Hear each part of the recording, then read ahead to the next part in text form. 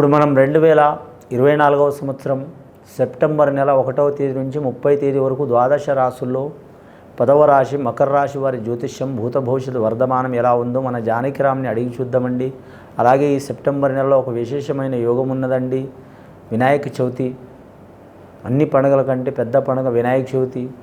ఎందుకంటే ఈ విఘ్నేశ్వరుని పండుగ మొదలు నుంచి తర్వాత అన్ని పండుగలే మొదలవుతాయండి. ఆ ఒక్క పండుగ ఫస్ట్ మొదలైందనుకో మాత్రం మొదటి పూజ చేసుకునేవాడు విఘ్నేశ్వరుడు. ఈ మహాగణపతి ఆరాధన మొదలవంగానే అన్ని పండుగలు మొదలవుతాయండి.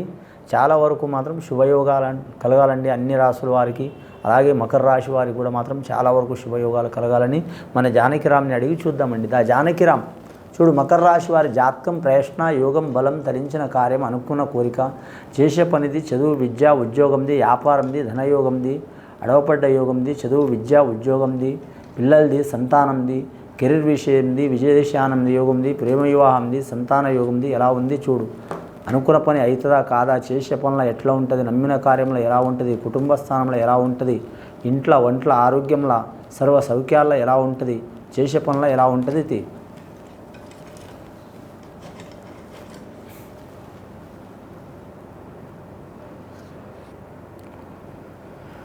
ముఖ్యంగా మకర రాశి వారి జాతకంలో చూడాలంటే కానండి వచ్చింది అమ్మవారు వచ్చింది, బెజవాడ కనకదుర్గమ్మ వచ్చింది. అమ్మవదయ ఉంటే అన్నీ ఉన్నట్లే అన్నట్టండి. ముఖ్యంగా ఆ త్రిమూర్తుల్ని కూడా కాపాడిన అవతారం ఈ అమ్మవారు. ఇంద్రాకిలాద్రి మీద ఉన్న అమ్మవారు బెజవాడ కనకదుర్గమ్మ. ఈ కనకదుర్గమ్మకు మాత్రం కోటి రూపాలు కూడా ఉన్నాయి. అలాగే రాజరాజేశ్వరి దేవత, గాయత్రి మాత, చాముండేశ్వరి దేవత, అలాగే ఉమామహేశ్వరి దేవత, అలాగే లక్ష్మీదేవత, అలాగే వీరి జాతకంలో చూడాలంటే సరస్వతి మాత, అలాగే మాత్రం కుష్మాండ దేవత, అలాగే కాళికామాత, నవదుర్గ దేవతలు వచ్చినండి. లాస్ట్కి వచ్చిన మాత్రం ధనలక్ష్మి దేవత వచ్చింది. మకర రాశి వారి జాతకంలో చూడాలంటే మాత్రం ముఖ్యంగా ఎల్నాటి శని ప్రభావం లాస్ట్ గడియాలో ఉందండి. ఎల్నాటి శని ప్రభావం ఏ రాశి వారికైనా సరే మొదలైతే మాత్రం 3 రకాల యోగ బలం ఉంటుందండి. వయస్సును బట్టి ఉంటుంది, పుట్టిన ఘడియని బట్టి ఉంటుంది, అలాగే వచ్చిన ఘడియని బట్టి ఉంటుంది. కానీ ఎల్నాటి శని ప్రభావం 7.5 సంవత్సరాల శని అంటే చాలామంది ఇబ్బంది అనుకుంటారు, భయపడతారు, ఏదో అవుతారు అనుకుంటారండి.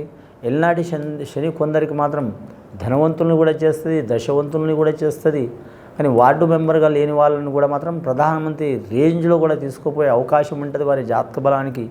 అంటే ఫలానా రాశికని కాదు, అలా వస్తే ముఖ్యంగా మాత్రం ఎల్నాటి శని ప్రభావం మంచి కూడా జరిగే అవకాశం ఉంది, ఇబ్బంది పెట్టే కూడా అవకాశం ఉందండి.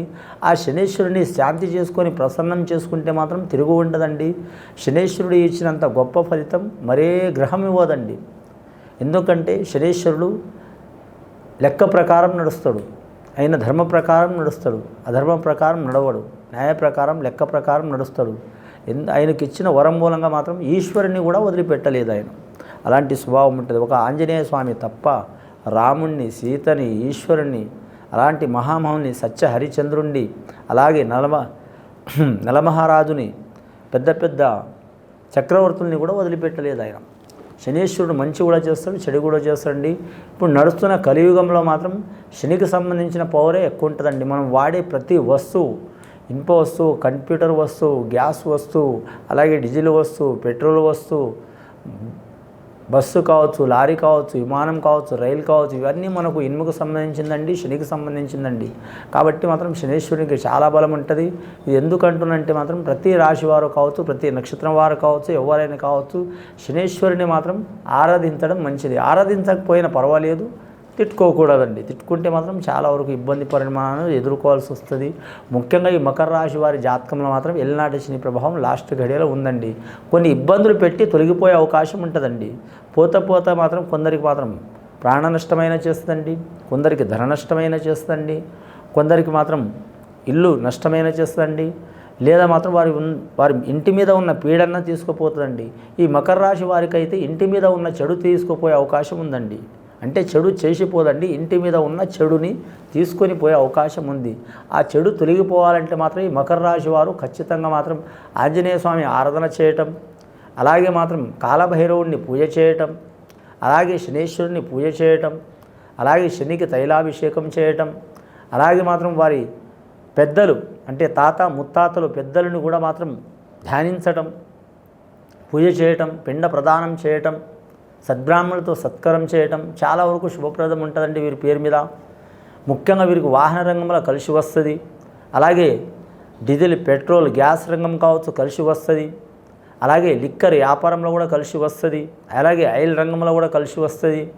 అలాగే వీరి జ్యోతిష బలంలో చూడాలంటే మాత్రం శనీశ్వరుడు మాత్రం కార్మిక రంగంలో కూడా కలిసి వస్తారండి. కార్మిక రంగం అంటే పెద్ద పెద్ద పరిశ్రమలు కావచ్చు, బహుళ అంతస్తులు కావచ్చు.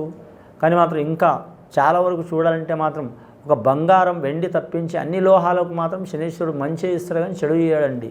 కానీ మాత్రం ఈ శనీశ్వర స్వామిని మాత్రం చాలా వరకు మాత్రం ఈశ్వర అనుగ్రహ యోగ బలం చాలా వరకు ఉంటుంది. కాబట్టి ఈయన పరీక్ష పెడతాడు తప్ప కానీ నష్టపెట్టే మనిషి కాదు.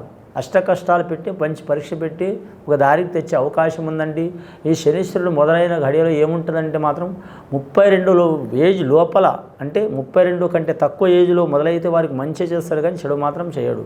32 దాటిన తర్వాత చాలా వరకు ఇబ్బందులు, పరీక్షలు పెడతాడు కానీ నష్టం మాత్రం చేయడు. నష్టం పెట్టినట్టే చేస్తాడు, ఇంకో రకంగా మంచి కూడా చేస్తాడు. ఇంకోటి వీరు పుట్టిన ఘడియ, విఘడియ, అలాగే టైం టేబుల్ చాలా మంచి యోగ బలం ఉంటే ఎల్నాటి శని ప్రభావం ఉన్న కూడా నష్టం చేయదండి. కానీ ఎసుంటి వారికైనా కొద్దిగా ఇబ్బంది పెడుతుంది. కాబట్టి శనీశ్వరుని పూజ చేయటం ఖచ్చితంగా మంచిది. అలాగే మాత్రం కలియుగ దైవం వెంకటేశ్వర స్వామిని పూజ చేయటం. అలాగే వీరి జాతక బలంలో చూడాలంటే మాత్రం రెండవది మన కాలధర్మం చెప్పింది. ఖచ్చితంగా వీరి జ్యోతిష బలంలో చూడాలంటే మాత్రం పోతులూరి వీరబ్రహ్మేంద్ర స్వామిని పూజ చేయడం కూడా చాలా వరకు మంచిదండి. ఆయన వచనాలు ఇప్పటికి మాత్రం నిజమవుతున్నాయి, అవుతూ ఉంటాయి. ఖచ్చితంగా ఈ కలియుగాంత వరకు తప్పకుండా అవుతాయి.